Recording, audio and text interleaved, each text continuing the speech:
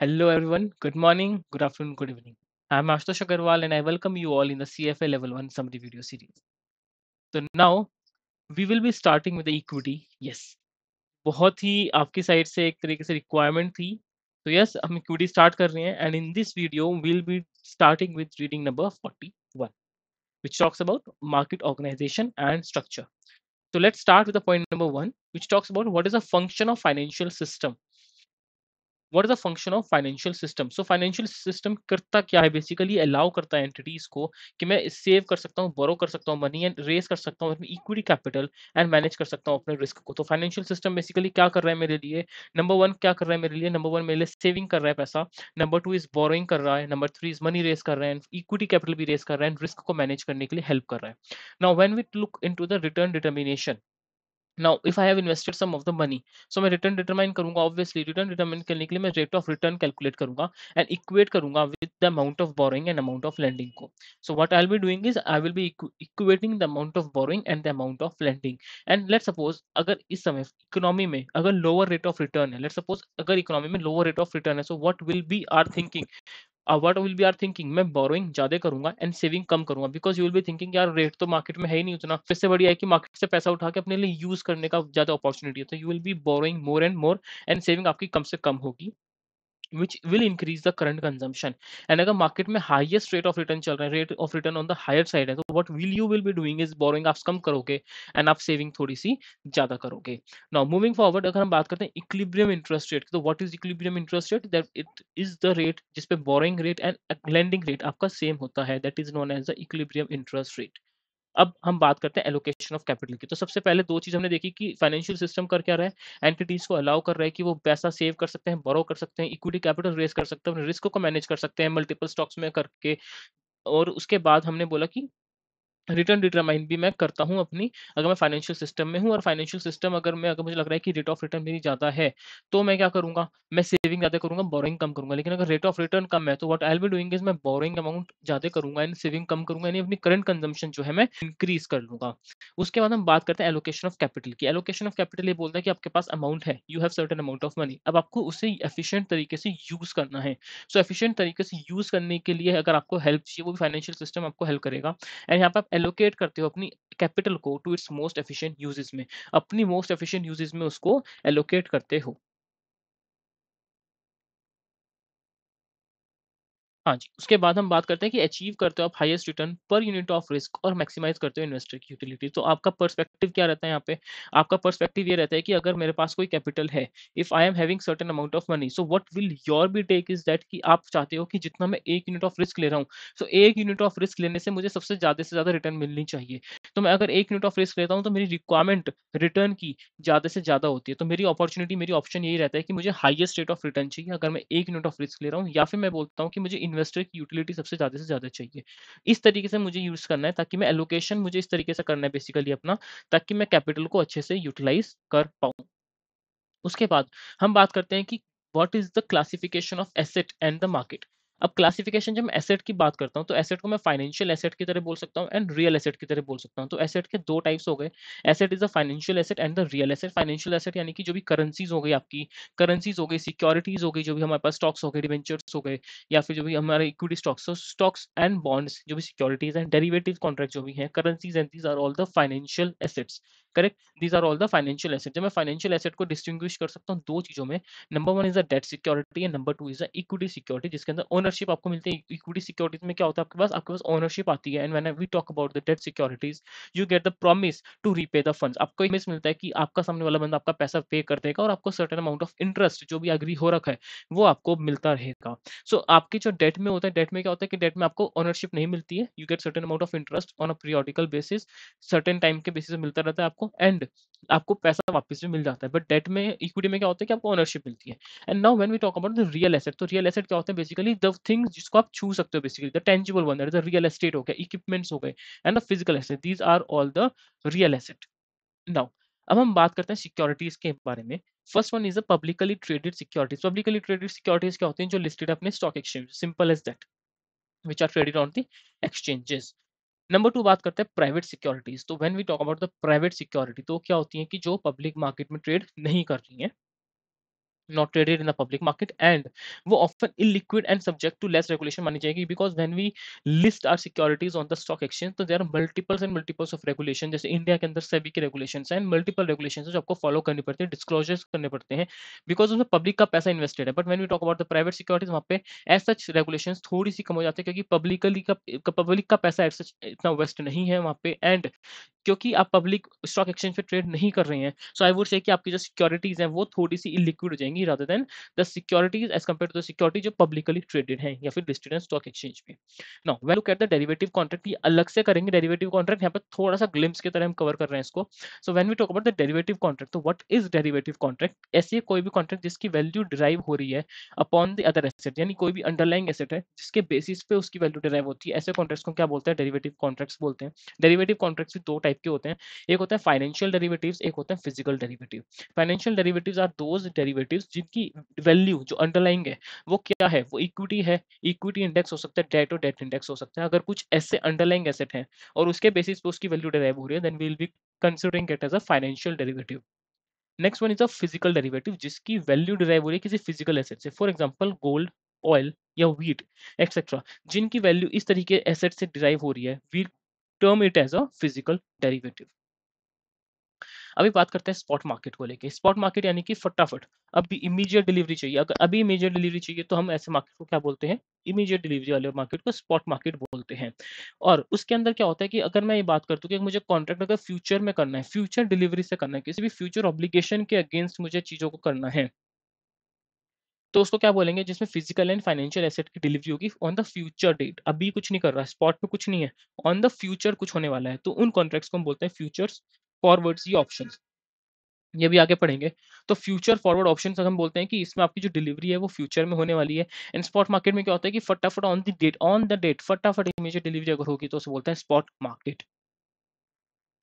फिर primary market. Primary market क्या होता है? बेसिकली कोई भी ऐसा, इसको भी डिटेल में आगे पढ़ने वाले हैं. प्राइमरी मार्केट बेसिकली होता है न्यूली इशूड सिक्योरिटीज के लिए. किसके लिए होता है? इसके लिए होता है न्यूली इशूड सिक्योरिटी, जो भी हम बोलते हैं कि जो एफपीओ आता है हमारे पास, जो आईपीओ आता है हमारे पास, ये हमारे पास हमेशा आते हैं प्राइमरी मार्केट के अंदर. प्राइमरी मार्केट में कंपनी को पैसा मिलता है, एंड एक बार सिक्योरिटी लिस्ट हो जाती है उसके बाद जब वो ट्रेड होती है, तो वो ट्रेड कहाँ पे होती है? सेकेंडरी मार्केट के अंदर ट्रेड होती है. तो जो जो भी सब्सिक्वेंट सेल होता है सिक्योरिटीज का आफ्टर लिस्टिंग, ऐसा अगर लिस्ट हो गई तो आफ्टर आईपीओ और एफपीओ, जब वो सिक्योरिटी लिस्ट होती है तो सेकेंडरी मार्केट में होती है. यहाँ से इस तरीके से सेकेंडरी मार्केट में जो ट्रांजेक्शन होती है वहां से कंपनी को कोई पेनी नहीं मिलती है, company doesn't get any money.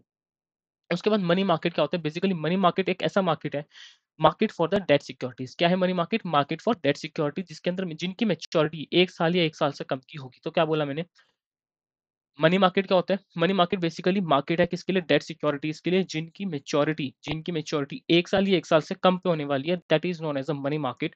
And when we look at a capital market, तो कोई भी ऐसा मार्केट जो लॉन्ग टर्म डेट सिक्योरिटीज के लिए, क्या बोला मैंने? लॉन्ग टर्म डेट सिक्योरिटीज के लिए है, ऐसे मार्केट को हम, और इक्विटी के लिए है, ऐसे मार्केट को हम क्या बोलते हैं? Capital market. यानी कि एक लंबे समय के लिए पैसा उठाया जा रहा है, अगर लंबे समय के लिए पैसा उठाया जा रहा है तो होगा कैपिटल मार्केट. छोटे समय के लिए एज अ मनी ही माना जाएगा, छोटे समय के लिए पैसा उठाया आपने, यूज किया, वापस करना ही करना है, तो आप उसको अपनी कैपिटल नहीं मान सकते हो, आपको पैसा वो देना ही है. तो उसके लिए हम बोलते हैं कि ऐसा कोई, अगर आप डेट उठा रहे हैं मार्केट से जो आपको 1 साल से कम के अंदर वापस करना ही करना है, उसको हम बोलेंगे money market. And when we raise a capital, जिसमें लॉन्ग टर्म डेट हम मार्केट से रेज कर रहे हैं, इक्विटी रेज कर रहे हैं, उसको हम बोलते हैं, क्या चीज बोलते हैं? Capital market. क्योंकि लॉन्ग टर्म जब डेट की हम बात करें वहां पर कोई स्पेसिफिक मेच्योरिटी डेट नहीं होती है, उन ऐसे ऐसे ऐसे डेट्स को जहाँ इशू किए जाते हैं, जिस मार्केट में इशू किया जाता है, ऐसे मार्केट को हम बोलते हैं कैपिटल मार्केट. नाउ अब ट्रेडिशनल इन्वेस्टमेंट मार्केट क्या होते हैं? जो भी डेट एंड इक्विटी हो गया, इसको हम बोलते हैं traditional investment market. And when we look at the alternative market, जो कि ऑल्टरनेटिव इन्वेस्टमेंट का भी पार्ट पढ़ेंगे. ऑल्टरनेटिव मार्केट क्या होता है? जहाँ पे हम हेज फंड की बात करते हैं, कमोडिटीज की बात करते हैं, रियल एस्टेट की बात करते हैं, लीजेस, इक्विपमेंट, इन सब की बात करते हैं. This is known as the alternative market. और जो मेन ट्रेडिशनल मार्केट है, this is all about the debt and equity only, right? उसके बाद अब बात करते हैं हम टाइप ऑफ एसेट्स के बारे में. What are the different types of asset, उनके सब टाइप्स एंड उनके कैरेक्टरिस्टिक्स क्या क्या होते हैं, अभी बार वो देखते हैं. तो सबसे पहले एसेट की हम बात करते हैं, सिक्योरिटीज की बात करते हैं. सिक्योरिटीज में सबसे पहले बात करते हैं फिक्स्ड इनकम सिक्योरिटीज के बारे में. तो फिक्स्ड इनकम सिक्योरिटीज क्या हो गई? सिंपल, जो भी डेट है, जो आपको पैसा मिल रहा है, आपको फिक्स्ड इनकम सिक्योरिटी, आपको फटाफट एक जो पर्टिकुलर डेट है, ईयरली, क्वार्टरली, मंथली, जो भी सेमी एनुअली, आपको इंटरेस्ट पेमेंट्स मिलती रहेंगी और आपको एक बार पैसा रीपे हो जाएगा. So these all securities are known as the fixed income securities. तो जो भी डेट सिक्योरिटीज है आपके पास, जिसमें आपने प्रॉमिस किया है कि आप रीपे करोगे बोरोड अमाउंट को, उसको हम बोलते हैं फिक्स्ड इनकम सिक्योरिटीज। एंड इसमें अलग अलग मेच्योरिटी पीरियड हो सकता है, शॉर्ट टर्म भी हो सकता है, लॉन्ग टर्म भी हो सकता है, मीडियम टर्म भी हो सकता है, या इंटरमीडिएट टर्म्स भी हो सकते हैं। तो जब मैं शॉर्ट टर्म की बात करता हूँ, तो शॉर्ट टर्म के अंदर बोलते हैं कि मेच्योरिटी अगर लेस देन 1 ईयर या 2 ईयर से है, अगर उनकी मेच्योरिटी 1 या 2 साल से कम की है, तो वो शॉर्ट टर्म में आएगी। अगर मेच्योरिटी 5 या 10 साल तक की अराउंड की है, तो वो आएगी लॉन्ग टर्म में। एंड इनके बीच की जो भी होगी वो आ जाएगी मीडियम टर्म में या इंटरमीडिएट टर्म्स वाली आ जाएंगी। तो जो एग्जांपल की जब मैं बात करता हूँ, तो एग्जांपल जो शॉर्ट टर्म का है वो कमर्शियल पेपर्स हैं। इमीडिएट टर्म्स में जब हम बात करते हैं, इंटरमीडिएट टर्म्स में सॉरी, तो हम उसको बोलते हैं नोट्स। एंड लॉन्ग टर्म के जब मैं एग्जांपल की बात करता हूँ, तो वो हो जाते हैं बॉन्ड्स। मूविंग फॉरवर्ड हम बात करते हैं इक्विटी के बारे में। इक्विटी बेसिकली क्या है कि ओनरशिप रिप्रेजेंट करती है कि कंपनी के आप ओनर हो। आपके जो रिस्क एंड रिवॉर्ड्स हैं वो आपके पास आ जाते हैं जब आप इक्विटी की तरह इन्वेस्ट करते हो। ठीक है जी। तो हम बोलते हैं कि इक्विटी बेसिकली रिप्रेजेंट करता है ओनरशिप, किसी भी फर्म के अंदर आपकी ओनरशिप को रिप्रेजेंट करता है। अब इसके अंदर 3-4 तरीके से, 2-3 तरीके से हो सकता है कॉमन स्टॉक हो सकता है हमारे पास, जिसमें हम बोलते हैं कि कॉमन शेयर्स है, इक्विटी शेयर जो बेसिक इक्विटी शेयर्स होते हैं, यहाँ पे एज अ टर्मिनोलॉजी यूज किया है कॉमन स्टॉक। एंड अगर हम प्रेफरेंस शेयर्स की बात करते हैं, तो उसकी टर्मिनोलॉजी को यहाँ पे यूज किया गया है as a preferred stock. And warrants, these are all the types of the equity, these are all the types of equity. तो कॉमन स्टॉक क्या होता है? बेसिकली कॉमन स्टॉक एक रेजिडुअल होता है, क्लेम हम बोलते हैं, रेजिडुअल क्लेम होता है फर्म के एसेट में। बिकॉज सबसे पहले जो आपके डेट है, जो क्रेडिटर्स है, सबसे पहले उनका राइट होता है। उसके बाद जो प्रेफर्ड स्टॉक है, जो प्रेफरेंशियल शेयर होल्डर्स है, फिर उनका राइट होता है। अगर कुछ बचेगा एट द एंड, तो वो कॉमन शेयर या इक्विटी शेयर्स को मिलता है। तो हम क्या बोलते हैं इनके लिए कि इनका जो राइट है वहां पे, वो as a residual claim consider किया गया है फर्म के एसेट्स में। एंड अगर कभी भी लिक्विडेशन होगा, तो सबसे पहले प्रायोरिटी डेट होल्डर्स को मिलेगी और प्रेफर्ड स्टॉक को मिलेगी। And then only we will be considering the equity share holders या कॉमन स्टॉक। एंड उसके बाद जो भी डिविडेंड है इनको, वो भी इंटरेस्ट पेमेंट जो हमने डिवेंचर होल्डर्स को करनी है, क्रेडिट जो करनी है वो सब, डेट होल्डर्स को जो हमें पेमेंट करनी है, डेट को जो पेमेंट करनी है इंटरेस्ट की, वो करेंगे। उसके बाद प्रेफरेंस शेयर होल्डर्स को अगर कुछ डिविडेंड पे करना है तो वो करेंगे। And then only in case अगर कुछ रेजिडुअल बचता है, कुछ पेमेंट होगी, तो लास्ट प्रायोरिटी यहाँ पे भी डिविडेंड के केस में भी कॉमन स्टॉक की होती है। When we talk about the preferred stock, तो प्रेफर्ड स्टॉक में क्या होता है कि जो इक्विटी सिक्योरिटीज होती हैं with scheduled dividend, basically these are also the type of the equity security जिनको प्रेफरेंस इक्विटी शेयर होल्डर से थोड़ी अबव मिलती है। एंड इनके अंदर भी एक शेड्यूल्ड डिविडेंड पेमेंट होती है, जो एक एग्रीड डिविडेंड पेमेंट होती है आई वुड से, कि वो आपको इनको देनी ही देनी पड़ेगी। जो कॉमन स्टॉक है उसमें कोई शेड्यूल्ड डिविडेंड पेमेंट नहीं होती, या फिक्स कोई डिविडेंड पेमेंट नहीं होती, आप दे सकते हो उनको। But in case of the preferred stock and in case of the debt holders, जो डेट को होती है वहां पे एक अमाउंट होती है फिक्स्ड, और एक टाइम फिक्स होता है, उसमें आपको इनको पेमेंट करनी होती है। When we look at the warrant, तो वारंट क्या होता है? बेसिकली आप राइट होता है आपके पास कि आप फर्म के इक्विटी शेयर्स में पैसा लगा सकते हैं at a fixed exercise price, कि आप इतने पैसे दोगे, there is a fixed exercise price. अगर आप वो पैसा पे करोगे कंपनी को, तो you will get a chance to invest into the form of the equity shares of the company. आपको इक्विटी शेयर्स मिल जाएंगे। तो this is also a type of the equity. अगर आपको इक्विटी में इन्वेस्ट करना है, तो वारंट्स के टाइप में भी आप इन्वेस्ट कर सकते हो। तो common stock, preferred stock and warrants. Moving forward हम बात करते हैं पूल्ड इन्वेस्टमेंट व्हीकल के बारे में। तो जब मैं पूल्ड इन्वेस्टमेंट व्हीकल के बारे में बात करता हूँ, यस, तो बेसिकली यहाँ पे क्या होता है कि ये कंबाइन करता है फंड को ऑफ मैनी इन्वेस्टर्स, यानी बहुत सारे जो इन्वेस्टर्स हैं, they will be bringing their money. एक पूल बनाया गया है, वहां पे पैसा आएगा और उसके बाद उस पूल से आगे इन्वेस्टमेंट्स होनी है। सो कोई भी ऐसी ऑर्गेनाइजेशन जो ये काम कर रही है, वो कौन कौन सी हो सकती है? मैंने बोला कि म्यूचुअल फंड, जैसे बोलते हैं म्यूचुअल फंड, ये होता है एक्सचेंज ट्रेडेड फंड या एक्सचेंज ट्रेडेड नोट, इस तरीके से ऑपरेट करते हैं। या फिर एसेट बैक सिक्योरिटीज। क्या बोला मैंने? 3 एग्जांपल फटाफट। म्यूचुअल फंड्स वर्क करते हैं इसी मॉडल के ऊपर, पूल इन्वेस्टमेंट व्हीकल की तरह काम करते हैं। Then we talk about the ETFs and exchange traded notes and the asset back securities. जो पूल इन्वेस्टमेंट म्यूचुअल फंड में क्या होता है कि it's also pool investment vehicle, जिसके अंदर दो तरीके से हो सकते हैं। एक होता है ओपन एंडेड फंड्स, एक होता है क्लोज एंड फंड्स। एक होता है हमारे पास ओपन एंड फंड्स, एक होता है हमारे पास क्लोज एंड फंड्स। तो जब ओपन एंड फंड्स की मैं बात करता हूँ, तो उसके अंदर क्या आता है कि जिसमें हम फंड के साथ ही ट्रेडिंग कर रहे होते हैं, फर्म के साथ ही खरीदते हैं, फर्म के साथ ही हम क्लोजिंग कर रहे होते हैं, तो उन ऐसे फंड्स को हम बोलते हैं ओपन एंड फंड्स। और हम जब बात करते हैं क्लोज एंड फंड्स के बारे में, these are the secondary market, इसको हम क्या बोलते हैं? Secondary market. उसके बाद हम बात करते हैं एक्सचेंज ट्रेडेड नोट्स के बारे में, एक्सचेंज ट्रेडेड फंड्स के बारे में, जो हम बोलते हैं कि ये ट्रेड करते हैं क्लोज एंड फंड्स की तरह। इनको हम also known as the depositories बोलते हैं। When we look at the asset back security, तो एसेट बैक सिक्योरिटीज में क्या होता है कि जब आप क्लेम करते हो, आप यहाँ पे बेसिकली क्या कर रहे हो? तो आपकी जो वैल्यू एंड इनकम होती है, वो डिराइव होती है from the pool of assets. आपकी जो भी इनकम है, जो भी वैल्यू है, वो डिराइव होती है from the pool of assets. तो यहाँ पे आप क्लेम करते हो portion on the pool of assets, such as इसके अंदर एग्जांपल आ सकता है कार लोन, जिसमें कहीं ना कहीं कार पीछे एसेट बैक्ड है, क्रेडिट कार्ड की डेट्स हो गई एंड एवरीथिंग। इसके अंदर जो भी रिटर्न होती है एसेट से, जो भी आपके पास रिटर्न आ रही है एसेट से, वो आप पास ऑन करते हो, किसको? इन्वेस्टर्स को पास ऑन कर देते हो। तो पूल इन्वेस्टमेंट व्हीकल के अंदर 3 तरीके से हो गए हमारे पास mutual funds, ETF, exchange traded notes and asset backed security. Mutual fund में बेसिकली पूल इन्वेस्टमेंट व्हीकल है, open end funds, close end funds. Proper detail में आगे पढ़ेंगे। ETF and exchange traded notes ये भी क्लोज एंड फंड्स की तरह operate करते हैं। इनको हम कभी-कभी क्या बोलते हैं, डिपॉजिटरीज भी बोलते हैं। हम बात करते हैं एसेट बैक्ड सिक्योरिटीज की, जिसके अंदर इनकी वैल्यू और इनकी जो इनकम है वो डिराइव होती है कहाँ से, पूल ऑफ एसेट से डिराइव होती है। कोई भी इनकम अगर आपकी होगी तो वो आप इन्वेस्टर्स को पास ऑन कर दोगे। Then we come to the hedge funds. Hedge funds basically क्या होते हैं कि आप एक तरीके से ये ऑर्गेनाइज करे जाते हैं एज अ लिमिटेड पार्टनरशिप। ये ऑर्गेनाइज होते हैं as a limited partnership. Limited partnership मैंने जो बात की थी, ये कॉर्पोरेट इशूअर्स की रीडिंग में कवर किया गया था। अगर आपने वो देखी होगी तो that is well and good, अगर नहीं देखी तो एक बार चेकआउट जरूर कर लो। तो हम बात करते हैं हेज फंड्स के बारे में। हेज फंड जो ऑर्गेनाइज होते हैं, they are organised as a limited partnership, जिसके अंदर जो इन्वेस्टर्स होंगे उनको हम बोलते हैं लिमिटेड पार्टनर्स, एंड जो फंड मैनेजर होगा they are known as a general partners. इस तरीके से हेज फंड्स हमारे ऑपरेट करते हैं।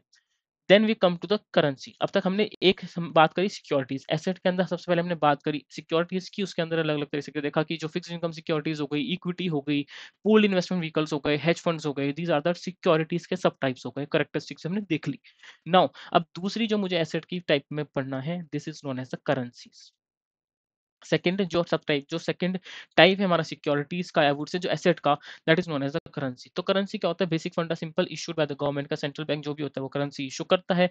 रिजर्व करेंसी किसको बोलते हैं, एक बार ये देख लेते हैं। रिजर्व करेंसी किसको बोलते हैं, रिजर्व करेंसी कोई भी ऐसी सिक्योरिटी क्या, कोई भी ऐसी सॉरी करेंसी जो गवर्नमेंट ने हेल्ड की हुई है, सेंट्रल बैंक ने हेल्ड की हुई है वर्ल्ड वाइड। जो भी कोई भी ऐसी गवर्नमेंट ने या सेंट्रल बैंक ने कोई भी सिक्योरिटी अगर हेल्ड की है वर्ल्ड वाइड, उसे बोलते हैं reserve currency. And spot currency market basically क्या होता है, जिसके अंदर करेंसी ट्रेडेड होती है फॉर इमीडिएट डिलीवरी। अगर कोई भी ऐसी जगह, कोई भी ऐसा मार्केट जहाँ पे करेंसी ट्रेड हो रही है फॉर इमीडिएट डिलीवरी, फटाफट डिलीवरी होनी है, तो उसको बोलते हैं स्पॉट करेंसी मार्केट। नो, अब दूसरा टाइप जो एसेट का है वो है कॉन्ट्रैक्ट।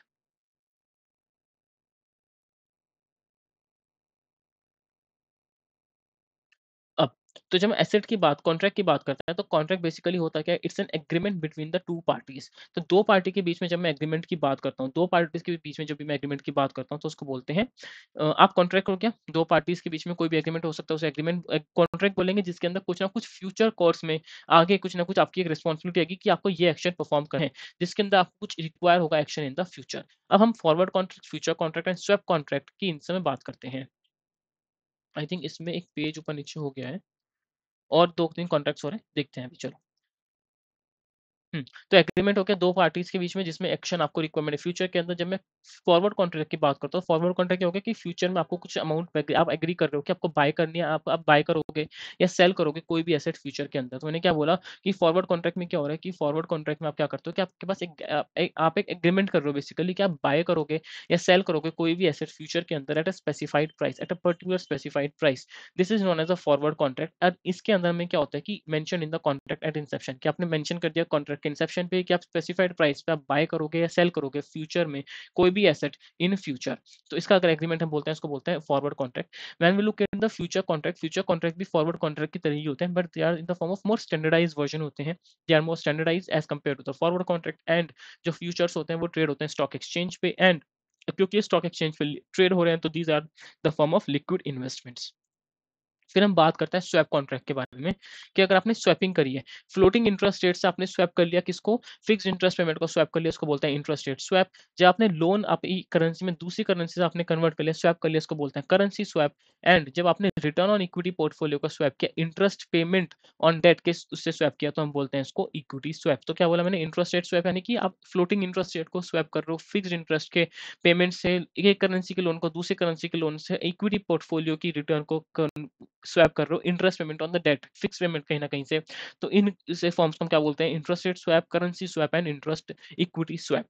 उसके बाद हम बात करते हैं ऑप्शन कॉन्ट्रैक्ट के बारे में। ऑप्शन कॉन्ट्रैक्ट क्या होता है, बेसिकली यहाँ पे एक ओनर जो भी बंदा है, उस जो भी बंदा जो ऑप्शन खरीद रहा है, चाहे वो कॉल ऑप्शन है, whether it's a call option, whether it's a put option, आपके पास एक राइट आ जाता है कि आप बाय करोगे या सेल करोगे किसी भी एसेट को। अगर आप एक ओनर हो, आपके पास कोई ऑप्शन है, कॉल ऑप्शन है, बाय ऑप्शन है, सॉरी कॉल ऑप्शन है, पुट ऑप्शन आपने बाय किया, तो आपके पास एक राइट है, आपके पास एक राइट है कि आप सेल भी कर सकते हो, इट्स अ पुट ऑप्शन, आप बाय भी कर सकते हो, it's a call option eight a specified exercise price, जो भी बेसिकली कॉन्ट्रैक्ट में होगा।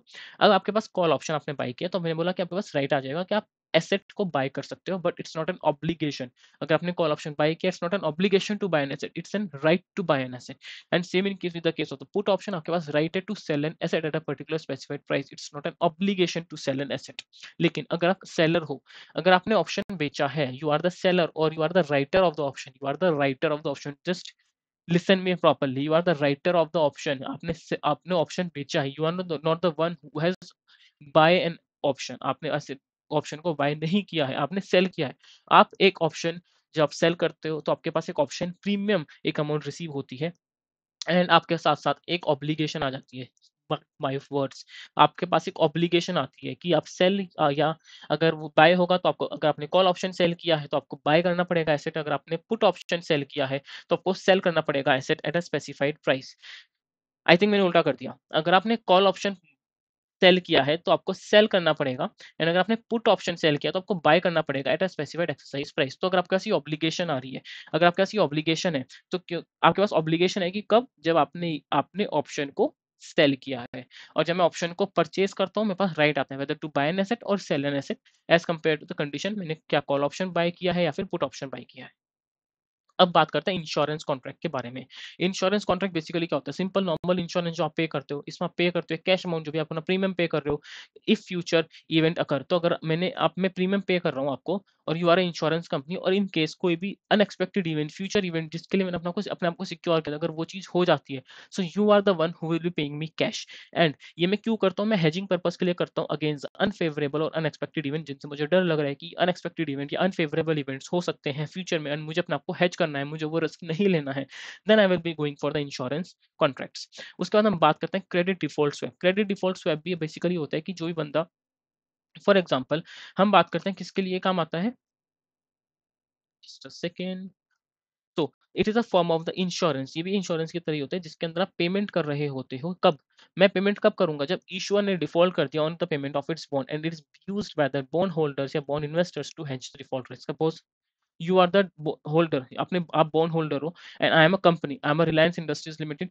मैंने बॉन्ड इशू किए, आपने पैसा दिया, मैंने आपको बॉन्ड रिसीट है वो दे दी। अब आपको डर है कि कहीं न कहीं ऐसा ना हो कि मैं डिफ़ॉल्ट कर दूँ, आपकी पेमेंट ना करूँ।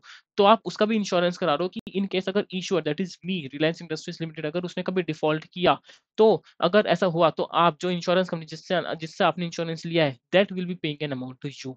तो form of insurance that makes a payment, अगर issuer that is Reliance Industries Limited ने अगर डिफ़ॉल्ट कर दिया अपने बॉन्ड्स में, तो हम ये करते हैं। और basically the bond investor that is you, आप अपने इसको हेज करने के लिए, क्योंकि आपको डिफ़ॉल्ट का रिस्क लग रहा है, तो अपने आप को हेज करने के लिए आप क्रेडिट डिफ़ॉल्ट स्वैप्स में एंटर करते हो। सो अब तक हमने ये वाला कौन-सा देखा? हमने देखा कि कॉन्ट्रैक्ट कौन-कौन से हो सकते हैं। तो कॉन्ट्रैक्ट के अंदर forward contract, future contract, option contract, swap contract, insurance contract, credit default जो भी हम क्रेडिट डिफ़ॉल्ट स्वैप करते हैं। तो these are the different types of assets. Uh, उसके सब टाइप्स देख ली, अब उसके कैरेक्टरिस्टिक भी देख ली। अब बात करते हैं कमोडिटीज़ के बारे में। तो कमोडिटी बेसिकली सिंपल, जो कि ट्रेड हो सकती है स्पॉट मार्केट में भी, फ्यूचर मार्केट में भी और फॉरवर्ड मार्केट में भी। ऑप्शन नहीं बोला मैंने। तो मैंने क्या बोला यहाँ पे, आप जो कमोडिटी की बात करते हो, कमोडिटी आप ट्रेड करते हो स्पॉट मार्केट में, फ्यूचर मार्केट में एंड फॉरवर्ड मार्केट में। अब कमोडिटी से एग्जांपल क्या हो सकते हैं? बॉन्ड्स, गोल्ड हो गया, इंडस्ट्रियल मेटल हो गया, एग्रीकल्चरल प्रोडक्ट हो गया। अगर शायद मैंने बॉन्ड्स वाला उसको मिस कर दो, क्या बोला मैंने? कमोडिटी से एग्जांपल क्या-क्या हो सकते हैं? गोल्ड, इन्वेस्टमेंट, मेटल्स हो गए, एग्रीकल्चर प्रोडक्ट्स हो गया। और ये मार्केट में ट्रेड कब करती है? स्पॉट मार्केट में, फॉरवर्ड मार्केट में, फ्यूचर मार्केट में। एंड जब मैं फ्यूचर एंड फॉरवर्ड की बात करता हूँ, तो ये हेल्प करती है हेजर्स को एंड स्पेक्युलेटर्स को कि वो पार्टिसिपेट कर सकते हैं commodity without physical delivery and storage. Obvious सी बात है कि जब आप फॉरवर्ड एंड फ्यूचर मार्केट में एंटर करते हो, तो आप एकदम से फिजिकल डिलीवरी या स्टोरेज की आपको दिक्कत नहीं होती, आप पार्टिसिपेट कर पाते हो कमोडिटी में। एंड ये किसको हेल्प करता है? बेसिकली जो भी हेजर्स होते हैं, जो भी स्पेक्युलेटर्स होते हैं, वो एंटर करते हैं फॉरवर्ड एंड फ्यूचर मार्केट के थ्रू। उसके बाद अब बात करते हैं रियल एस्टेट्स के बारे में, रियल एसेट्स के बारे में बेसिकली। तो रियल एसेट क्या होता है? जो आप एक्चुअली में क्या कर रहे हो? आप रियल एस्टेट में, इक्विपमेंट में, मशीन में जब आप इन्वेस्ट करते हो, तो उसको बोलते हैं रियल एसेट्स में पैसा लगाना। ये क्या करता है बेसिकली? जब आप रियल एस्टेट में पैसा लगाते हो, तो आपको इनकम होती है, ऑब्वियस सी बात होती है। टैक्स एडवांटेजेस भी हो सकते हैं, क्योंकि आप डेप्रिसिएशन क्लेम करते हो इन एसेट्स का, अगर डेप्रिशिएबल आइटम है तो। एंड एक डाइवर्सिफिकेशन का बेनिफिट भी मिलता है, क्योंकि कोरिलेशन इक्विटी मार्केट से, जब अगर इक्विटी मार्केट ऊपर नीचे हो रहा है, इट्स नॉट नेसेसरी कि रियल एसेट का मार्केट भी ऊपर नीचे उतनी ही फ्रीक्वेंसी से होगा। तो जो कोरिलेशन होता है आपस में, जस्ट आप एन्जॉय करना चाहते हो डाइवर्सिफिकेशन का बेनिफिट, तो डाइवर्सिफिकेशन के लिए आप रियल एस्टेट में पैसे लगाते हो। लेकिन कहीं न कहीं मैनेजमेंट कॉस्ट आपकी ज़रूर रहेगी, जब भी आप रियल एस्टेट एक मैनेज करते हो। ना उसके बाद हम बात करते हैं कि जो इन्वेस्टर्स हैं, अगर वो real estate for example real estate particular में बात करता हूँ, तो आप पैसा लगा सकते हो रीट के through, that is real estate investment trust, या फिर मास्टर लिमिटेड पार्टनरशिप के थ्रू भी आप रियल एस्टेट में इन्वेस्टमेंट कर सकते हो। या फिर एक इनडायरेक्ट ओनरशिप का भी एक तरीका है कि फॉर एग्जांपल आपको कोल में पैसा लगाना है, या फिर अगर आपको कोई भी ऐसी कंपनी देख लो, जैसे अगर हम बोलते हैं कि गोल्ड में मुझे पैसा लगाना है, तो मैं बोल रहा हूँ कि तनिष्क एक ऐसी कंपनी है जो गोल्ड में बेसिकली डील करती है। तो अगर आप तनिष्क के शेयर्स, आप इक्विटी शेयर्स खरीदते हो, तो इनडायरेक्टली कहीं न कहीं मैं बोलता हूँ कि आपने उसी कंपनी में एक तरीके से आपने रियल एसेट में आपने इन्वेस्टमेंट करते हो। तो आप बेसिकली क्या करते हो, स्टॉक्स बाय करते हो, ऐसी फर्म के जो ओन करती है उसी पर्टिकुलर रियल एसेट को, उसी में डील करती है। तो आपने उस रियल एसेट में पर्टिकुलरली पैसा ना लगा के आपने इनडायरेक्टली उस कंपनी के ही शेयर्स खरीद ले जो कि उस एसेट में डील करती है। So that is one and the same thing. तो these are the different types of asset जो हमने कवर किए। सबसे पहले हमने सिक्योरिटीज़ कवर की, उसके बाद करेंसी कवर की, कॉन्ट्रैक्ट कवर किए, कमोडिटीज़ कवर की, उसके बाद हमने रियल एसेट कवर किया। ठीक है जी। So these are the different types of assets. अभी बात करते हैं फाइनेंशियल इंटरमीडिएरीज़ के बारे में। जब हम फाइनेंशियल इंटरमीडिएरीज़ के बारे में बात करते हैं, तो स्टैंड होता है बेसिकली द फाइनेंशियल इंटरमीडिएरीज़ होते कौन है? फाइनेंशियल इंटरमीडिएरी यानी बिचौलिए जैसे बोल सकते हैं, जो बेसिकली बायर एंड सेलर के बीच में खड़े हुए हैं, standing between the buyers and sellers and facilitate कराते हैं एक्सचेंज। जो भी ट्रांज़ैक्शन हो रही है, बेसिकली जो भी ट्रांज़ैक्शन कर रहे हो क्या आप, उसके बीच में। तो यानी जो एक तरफ बायर खड़ा है, एक तरफ सेलर खड़ा है, आप उसके बीच में इंटरमीडिएरी हैं जो कि फैसिलिटेट करा रहा है, किसको? एक्सचेंज को फैसिलिटेट करा रहा है। जब हम बात करते हैं बायर्स के बारे में, जब ब्रोकर्स के बारे में, डीलर्स के, एक्सचेंजेस के बारे में बात करते हैं। तो सबसे पहले हम बात करते हैं ब्रोकर्स के बारे में। तो what do we mean by the brokers? तो ब्रोकर्स क्या करते हैं? ये क्लाइंट को हेल्प करते हैं बाय एंड सेल करने में सिक्योरिटीज। ब्रोकर क्या करते हैं? हेल्प करते हैं किसको? बायर्स एंड सेलर्स को हेल्प करते हैं सिक्योरिटी बाय एंड सेल करने में, एंड फाइंड करते हैं काउंटर पार्टीज। अगर मैं बायर हूं तो सेलर ढूंढ के लाएगा, सेलर हूं तो बायर ढूंढ के लाएगा मेरे लिए, in the cost efficient manner में ढूंढ के लाएगा, प्लस मेंटेन द इंटरव्यू। तो सबसे इंपॉर्टेंट बात क्या है कि जो भी आपका ब्रोकर है, जो भी आपका ब्रोकर है, वो कभी भी इन्वेंट्री मेंटेन नहीं करता है, वो खाली फैसिलिटेट करता है, एक्सचेंज करवाता है आपके बीच में, और खाली काउंटर पार्टी को ढूंढ के लाएगा एट द बेस्ट प्राइस। अगर मैं बायर हूँ तो मुझे सस्ते प्राइस में अगर मुझे कोई शेयर अवेलेबल हो सकता है, वो ढूंढ के लाएगा। अगर मैं सेलर हूँ तो मेरे लिए जो मैं महंगा से महंगा बेच सकता हूँ, वो मेरे लिए करके देगा। तो बेसिकली जो मेरे लिए एफिशिएंट होगा वो मेरे लिए करके देगा, फैसिलिटेट कराएगा एक्सचेंज को, एंड इसके पास खुद की इन्वेंट्री नहीं होती है, ये अपने पास जो सिक्योरिटी है उनको अभी लेन-देन नहीं करा रहा है, ये खाली फैसिलिटेट करा रहा है बायर्स एंड सेलर्स के बीच में। उसके बाद हम बात करते हैं ब्लॉक ब्रोकर्स के बारे में। तो when we talk about the block brokers, तो ये हेल्प करते हैं प्लेसमेंट में ऑफ द लार्ज शेयर। तो अगर जैसे फॉर एग्जांपल कोई भी को-फाउंडर है किसी कंपनी का, कोई भी अच्छा खासा इन्वेस्टर है जो कि अच्छा खासा अपना स्टेक बेचना चाह रहा है, तो ये उसकी हेल्प करते हैं। अगर आपके पास लार्ज स्टेक है, लार्ज स्टेक को आप प्लेस करना चाहते हो, लेकिन आप इस तरीके से प्लेस करना चाहते हो कि क्लाइंट की जो इंटेंशन है, जो वो इतना बड़ा स्टेक अपना बेच रहा है, वो उसको हाइड करना है, ताकि जो मार्केट में फ्लक्चुएशंस हो सकती हैं उस न्यूज़ के बेसिस पे, वो आपको नहीं करानी है। यू जस्ट वांट कि आप मार्केट आपका मूव ना करे, आपकी क्लाइंट की इन्फॉर्मेशन, जो क्लाइंट की इंटेंशन है इतना बड़ा स्टेक बेचने की, वो मार्केट में पब्लिक ना हो। तो ऐसे ट्रेड को प्लेस करने के लिए जो हेल्प करते हैं, वो करते हैं ब्लॉक ब्रोकर्स। उसके बाद हम बात करते हैं इन्वेस्टमेंट बैंक। इन्वेस्टमेंट बैंक से तो सब वाकिफ़ हैं, मुझे इतना समझाने की ज़रूरत है भी नहीं इस केस में, कि बेसिकली क्या करता है, कॉर्पोरेशंस होती हैं, ये हेल्प करती हैं कॉर्पोरेशंस को, मल्टीनेशनल कंपनीज़ को, एमएनसीज़ को, Reliance Industries limited for example को, जिसमें वो सेल करा सकती हैं, हेल्प करती हैं किसी चीज़ के लिए, स्टॉक सेल करने के लिए, प्रेफर्ड स्टॉक के लिए, डेट इनटू इन्वेस्टर्स को इश्यू करने के लिए, एंड एडवाइस भी देती हैं फर्म्स को at in the case of the merger, या फिर कैपिटल रेज़ करनी है, तो उसके लिए भी ये हेल्प करती हैं। So these are all the investment banks. उसके बाद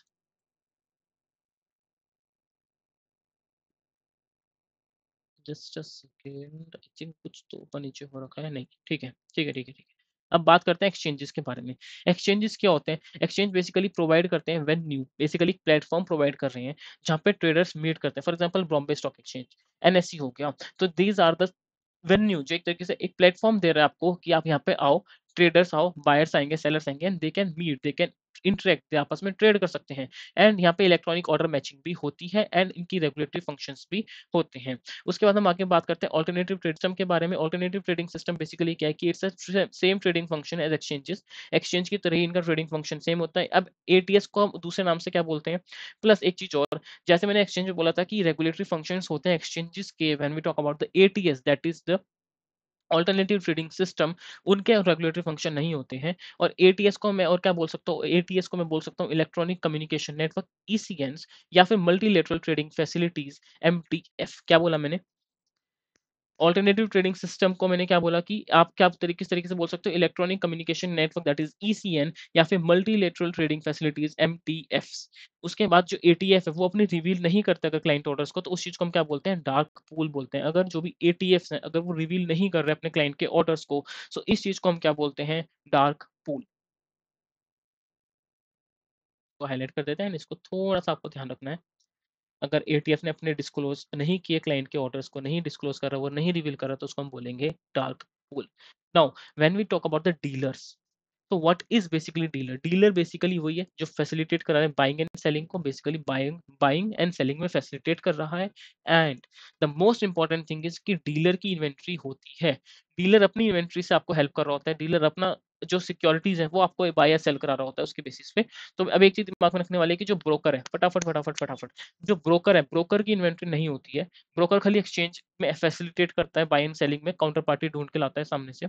लेकिन जो डीलर होता है, डीलर फैसिलिटेट तो करा रहा है बाई और buying and selling thing, but जो डीलर है उसके पास खुद की इन्वेंट्री होती है।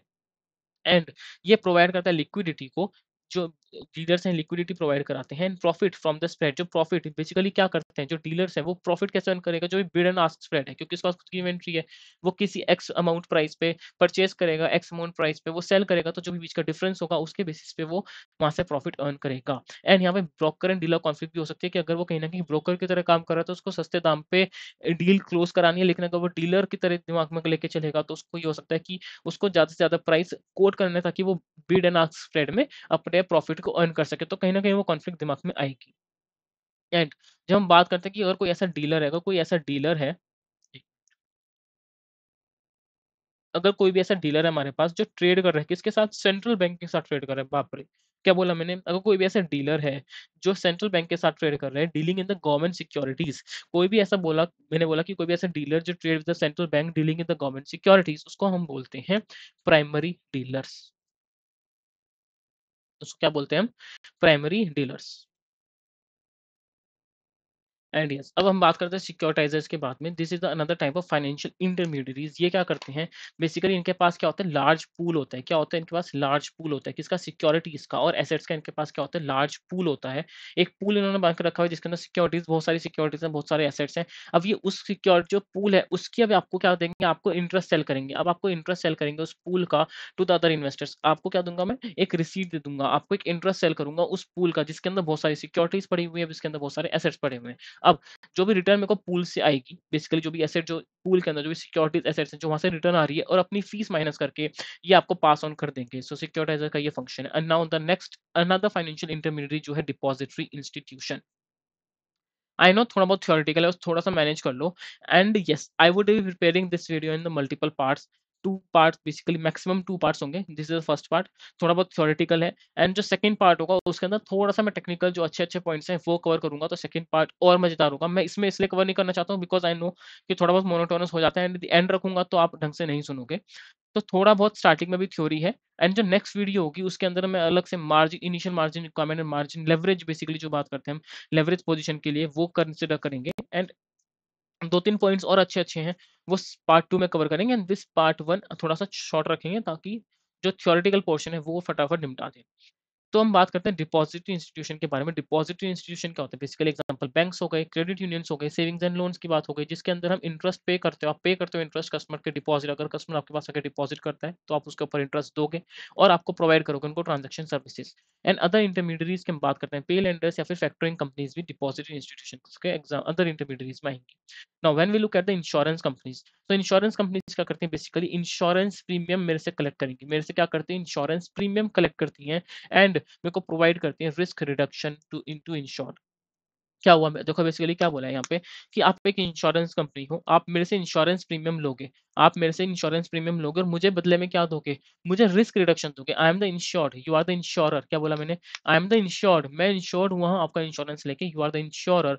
आप मैंने आपको प्रीमियम पे किया, आपने इंश्योरेंस प्रीमियम मेरे से लिया, बदले में मैं आपसे एक्सपेक्ट करता हूँ कि आप मेरे को रिस्क रिडक्शन प्रोवाइड करोगे एंड इसके अंदर बेनिफिट मिलता है कस्टमर को by managing the risk inherent in insurance. तो प्रोवाइड करता है benefit to customer by managing the risk. आप बेनिफिट कर रहे हो कस्टमर को कैसे? आप उसका रिस्क मैनेज करते हो जो इंश्योरेंस में as per the terms and condition जो सेटअप हुआ है। लेकिन अब यहाँ पे भी दिक्कतें हो सकती हैं। आपने इंश्योरेंस तो करा लिया, बट क्या होता है कि जब आपको पता होता है कि कुछ होने वाला तो है नहीं मेरे साथ, मैं आज़ाद हूँ, मैं बोलते हैं ना कि मैं अमर हूँ, तो आपके अंदर वाला जो दानव है वो आपका जाग गया है क्योंकि आप तो अमर हो अभी। तो यहाँ पे भी दिक्कतें क्या हो सकती हैं? यहाँ पे दिक्कतें हो सकती हैं मोरल हज़ार्ड को लेके, इन the form of moral hazard, adverse selection and fraud. क्या बोला मैंने? 3 चीज़ें हो सकती हैं, moral hazard, adverse selection and the fraud. When we talk about the moral hazard, that is taking more risk when protected against loss. अब आपको पता है कि मैं तो लॉस के अगेंस्ट प्रोटेक्ट हो गया हूँ। अब मैं जितना मर्ज़ी रिस्क लूँ, मुझे कोई परवाह नहीं है। तो आप ये गलती कर रहे हो। भैया मतलब इट्स नॉट नेसेसरी ना, आपने इंश्योरेंस ले लिया, अपने रिस्क को हेज कर लिया। अब ये बदतमीज़ी थोड़ी करोगे कि आप मोर एंड मोर रिस्क ले रहे हो कि मुझे तो कोई परवाह नहीं है, मैंने इंश्योरेंस करा लिया, प्रीमियम पे करो, पूरा वसूल करूँगा एक साथ। नहीं। सो इस चीज़ को हम बोलते हैं moral hazard. Now when we talk about the adverse selection basically बस ये बोलते हैं कि most likely experience loss are predominant buyers of the insurance. जो भी लग रहा है कि अगर आपको लग रहा है कि जो बेसिकली ऐसा है कि जो गड्ढे में गिरना ही गिरना है, वो इंश्योरेंस लेता है, जिसको पता है। मोस्ट ऑफ द टाइम्स बोला गया, ऐसा नहीं कि जो गड्ढे में गिरता है वही इंश्योरेंस लेता है, जिसको डर है वो भी लेता है अपने आप को हेज कराने के लिए। बट बेसिकली ये बोला गया कि सबसे ज़्यादा इंश्योरेंस वो ही लोग ले रहे होते हैं, जिनको पता है कि वो हमेशा ही नुकसान करते हैं। ऐसे लोग अगर हम बोलते हैं तो उस चीज़ को हम बोलते हैं एडवर्स सिलेक्शन। एंड लास्ट में हम बोलते हैं फ्रॉड, जो कि हमें पता है कि हमें सुनने में भी आता है कि लोग जैसे शॉप का इंश्योरेंस कराते हैं, अपने स्टॉक का इंश्योरेंस कराते हैं और बाद में बोल देते हैं कि मेरा स्टॉक गोडाउन में आग लग गई due to the short circuit and everything. तो बेसिकली क्या कर रहे होते हैं वो कि गलती से वो फॉल्स क्लेम दिखा के अपना वहाँ से इंश्योरेंस कंपनी से पैसा लेना चाहते हैं। सो आप पर्पसली कॉज़ कर रहे हो डैमेज को, या क्लेम फिक्टिशियस दिखा रहे हो, अपने फिक्टिशियस लॉसेस दिखा के अपना क्लेम माँग रहे हो ताकि आप इंश्योरेंस पॉलिसी का जो पैसा है वो कलेक्ट कर सको। तो this something that is not ethical. ये एथिकल नहीं है बेसिकली, तो ये चीज़ नहीं होनी चाहिए। तो मोरल हैज़ार्ड इज़ समथिंग कि आप रिस्क आपने इंश्योरेंस ले लिया, आप रिस्क अपनी मर्ज़ी से उल्टा-सीधा लिए जा रहे हो, तो this is something wrong. Adverse selection में basically it's not that wrong, but basically ये होता है कि जो भी सबसे जिसको पता है कि मैं सबसे ज़्यादा गड्ढे में गिरता ही हूँ, मेरा रिस्क हमेशा लॉस होना ही होना है मेरे साथ में, तो मैं इंश्योरेंस लेके बैठ जाता हूँ, शांति खत्म, बात खत्म। Then when we look at the fraud, basically आप क्या कर रहे हो कि फिक्टिशियस क्लेम्स दिखा के या पर्पसली आप कुछ ऐसा कर रहे हो जिसकी वजह से इंश्योरेंस कंपनी आपको पैसा दे। उसके बाद अब बात करते हैं आर्बिट्रेजर्स के बारे में। तो आर्बिट्रेजर्स क्या होता है, हमेशा रिस्कलेस तरीके से काम कर रहे होते हैं। एक मार्केट से पैसा उठा के या एक मार्केट से एसेट लेके दूसरे मार्केट में बेचना, खाली बाइंग एंड सेलिंग कर रहे हैं, कोई कुछ नहीं कर रहा। रिस्कलेस प्रॉफिट बेसिकली जब यहाँ पे होता है। So you are buying an asset in one market and selling the asset in high prices in the another market. तो बेसिकली अगर जो प्राइसेज़ का डिफरेंस एक मार्केट्स में दूसरे प्राइस में आपस में इक्विलिब्रियम पे एक सेम प्राइस नहीं है, तो उस चीज़ का फ़ायदा उठाता है आर्बिट्रेजर। और ये चीज़ जब तक कंटिन्यू होगी जब तक वो आपका जो प्राइस है वो एक लेवल पे ना आ जाए। सो आप क्रिएट करते हो कुछ similar position and using the different asset, उसको हम बोलते हैं replication. And the last point जब हम बात करते हैं क्लियरिंग हाउसेज़ एंड कस्टोडियंस के बारे में, तो what do you mean by the clearing houses and what do you mean by the custodian? So when I am talking about the clearing houses, तो it's the form of intermediaries जो buyers and sellers के बीच में आते हैं financial market में। तो मैंने क्या बोला, clearing houses are the form of intermediaries जो बायर्स एंड सेलर्स के बीच में आते हैं फाइनेंशियल मार्केट, बट किस चीज के लिए? These provide the escrow services, these provide the guarantee about the contract completion की कॉन्ट्रैक्ट कंप्लीट होगा उसकी हम गारंटी देते हैं आपको। And they provide an assurance of the to the margin traders about the adequate capital. And then when we look at the custodians, तो custodians क्या करते हैं, बेसिकली इंप्रूव करते हैं मार्केट की इंटीग्रिटी को एंड प्रिवेंट करते हैं loss due to fraud and other events. तो कस्टोडियन बेसिकली क्या करते हैं, इंप्रूव करता है मार्केट की इंटीग्रिटी को एंड प्रिवेंट करता है कोई भी ऐसा लॉस ना हो ड्यू टू द फ्रॉड या अदर इवेंट्स की वजह से। तो बेसिकली जो काउंटर पार्टी रिस्क जो हमारा होता है उसको लिमिट किया जाता है यहाँ पे, risk that other party will not be fulfilling it's obligation. तो अगर कोई ऐसा रिस्क है कि सामने वाली पार्टी अपनी ऑब्लिगेशन पूरी नहीं करेगी, उस रिस्क को मिटिगेट करना, उस रिस्क को कम करना, काउंटर पार्टी रिस्क को लिमिट करना का फंक्शन होता है बेसिकली किसका, कस्टोडियन एंड क्लियरिंग हाउसेस का। एंड कस्टोडियन जो हमारे पास होता है, दिस इज समथिंग जो इंप्रूव करता है मार्केट की इंटीग्रिटी को। क्या करता है, मार्केट की इंटीग्रिटी को मेंटेन करने का काम किसका है, कस्टोडियन का। ठीक है जी। तो इस रीडिंग में I think that's all about, already 38 minutes हो गए हैं। तो इस रीडिंग में इतना ही करते हैं जिसमें हमने मोस्टली बेसिकली बहुत सारा हमने थ्योरी पार्ट कवर किया है। अब जो नेक्स्ट रीडिंग में हम कवर करेंगे पोजीशन एंड लेवरेज, जो अपना में एक अच्छा टॉपिक है, first thing. And second thing जो मैं कवर करने वाला हूँ वो है लेवरेज पोजीशन। ये भी अपना आप में क्रिटिकल टॉपिक है। सो आई वांट कि इसको फ्रेश माइंड से न्यू वीडियो से स्टार्ट किया जाए रादर देन इस वीडियो में, क्योंकि वो बहुत कचरा हो जाएगा। And I think basically rather than studying in mass, बहुत सारा स्टडी करने से अच्छा इफेक्टिवली स्टडी करना एक अप्रोच है जो I always consider it as a relevant thing. मतलब आप पढ़ो, अच्छे से पढ़ो, बट ये नहीं सोचना कि मैं एक साथ 10 घंटे बैठ के पढ़ूँगा तो ही इफ़ेक्टिव होगा, नहीं। जो लोग 2-2 घंटे भी पढ़ रहे होते हैं, इफ़ेक्टिवली पढ़ना, एफिशिएंटली पढ़ना एंड इफ़ेक्टिवली पढ़ना इज़ समथिंग डिफरेंट। ये नहीं कि बस आवर्स आप गिन रहे हो कि नहीं मैं तो 10 घंटे पढ़ूँगा, 10 घंटे में आपने पढ़ा कुछ नहीं, टाइम वेस्ट किया है। और एक बंदा वो है कि जो 4-5 घंटे इफ़ेक्टिवली पढ़ के भी उतना ही आउटपुट दे रहा है जितना आप 10 घंटे में दे रहे हो। तो just consider and focus on effectiveness and the efficiency which you are to मतलब which you are putting and which you are taking out of something. ठीक है जी? तो अभी के लिए इतना रखते हैं रीडिंग 41 में।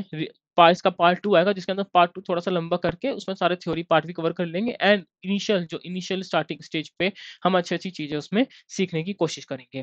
सीखने की क्या बेसिकली रिवाइज़ कराऊँगा बट ढंग से रिवाइज़ करना है, वो एक हमारा एजेंडा होना चाहिए। एंड दूसरी चीज़ एक यस जैसे ही मैं हर वीडियोज़ में ऑब्वियसली कुछ ना कुछ ज्ञान की बातें दे रहा होता हूँ एंड आई नो आप ऑलरेडी स्मार्ट हो but it's just my experience या मैं दूसरे लोगों का एक्सपीरियंस है जो मैं आपको शेयर करता हूँ जिससे आप उस चीज़ को सीखें। एंड बस मैं ये बोलूँगा एट द एंड जाते-जाते कि जो सक्सेस है ना, उसमें बहुत सारे लोग आ जाएँगे अपना पार्टिसिपेट करने कि हाँ, मेरी वज़ह से हुआ, मैंने आपको ये हेल्प कराई थी, मेरी वज़ह से हुआ। तो जब आप सक्सेसफुल हो, जब आप क्लियर कर लोगे अपना लेवल 1 तो बहुत सारे लोग आ जाएँगे बताने के लिए कि हाँ, मेरा भी इसमें हिस्सा था, मैंने भी आपको यहाँ पे हेल्प की थी। तो दे विल बी ऑल सब आ जाएँगे अपना हिस्सा लेने के लिए। जब आप फेल होते हो ना कभी भी तो कोई नहीं आता। तो फेलियर के टाइम पे आप खुद अकेले हो, तो आई वुड से कि सक्सेस के टाइम पे भी आप खुद अकेले पे मतलब उस पे रहो कि यस सक्सेस मेरी है, फेलियर अगर पूरा मेरा है तो सक्सेस भी पूरी मेरी है। एंड सक्सेस के लिए आपको कुछ भी करना पड़े, डू एवरीथिंग।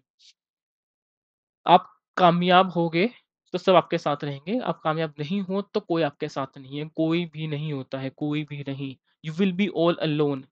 तो जब सब अकेला करना ही है तो आप सक्सेस पे अच्छे से फ़ोकस करो, पढ़ाई पे अच्छे से फ़ोकस करो। यही एक टाइम है थोड़ा बहुत जिसमें आप चीज़ें बहुत आती हैं डिस्ट्रैक्ट करने वाली ऑब्वियसली, बट आप उन चीज़ों को थोड़ा-सा हटा के, थोड़ा साइड रख के, थोड़ा डिले करके अगर आप पढ़ाई पे फ़ोकस करोगे, अपनी एनर्जी अभी यहाँ लगा दोगे तो बहुत अच्छा रहेगा। आप फ्यूचर में रिग्रेट नहीं करोगे ज़रा से भी एक मोमेंट के लिए, ठीक है? तो रीडिंग 41 अच्छे से रिवाइज़ करना। See you in the next reading. See you in the next part of this reading. Till then, bye bye.